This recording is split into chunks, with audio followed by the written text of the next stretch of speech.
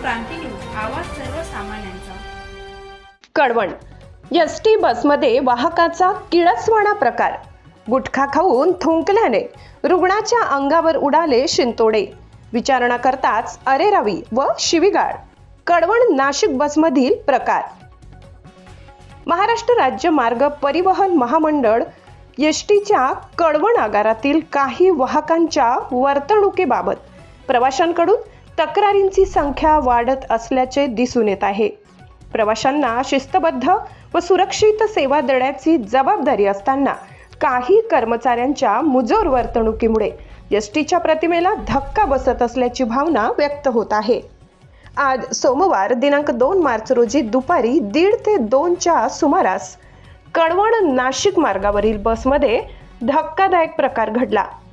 नाशिक येथे उपचार करून नांदुरीकडे परतणारे एक वयोवृद्ध रुग्ण वणी नांदुरी दरम्यान प्रवास करत असताना बसमधील वाहक राहुल गौतम सोनवणे यांनी गुटखा सेवन करून चालत्या बसमधून थुंकल्याचे व्हिडिओमध्ये स्पष्ट दिसते आहे.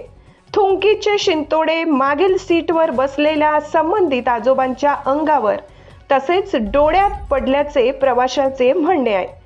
या प्रकाराबाबत आजोबा व त्यांच्यासोबत असलेल्या व्यक्तीने वाहकास जाब विचारला असता संबंधित वाहकाने उलट अरेरावी, दमदाटी व शिवीगाळ केल्याचा आरोप प्रवाशांनी केला आहे. तुम्हाला काय करायचे ते करा अशा उर्मट भाषेत उत्तर देत गैरवर्तन केल्याचे तक्रारदारांनी सांगितले. एसटी बसमध्ये धूम्रपान निषेध असे स्पष्टपणे नमूद असताना कर्मचाऱ्यांकडूनच नियमांचे उल्लंघन होत असल्यास जबाबदार कोण असा सवाल प्रवाशांकडून उपस्थित केला जात आहे. यापूर्वीही अशा प्रकारच्या तक्रारी झाल्याचे सांगण्यात येत असून त्यास ठोस कारवाई न झाल्याने संबंधित कर्मचाऱ्यांची मुजोरी वाढत असल्याचा आरोप केला जात आहे. तक्रारदार प्रवाशांनी कळवण आगार व्यवस्थापकांकडे लेखी तक्रार देण्याची तयारी दर्शविली असून संबंधित वाहकावर तात्काळ शिस्तभंगाची कारवाई करावी अशी मागणी केली आहे.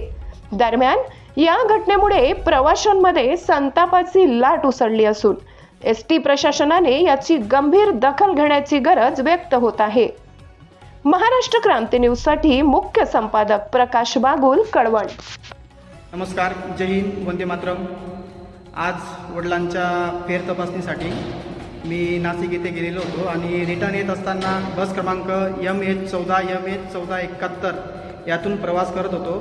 नाशिक ते नांदुरी असं तिकीट पाडलेलं होतं. मी आणि माझे वडील सोबत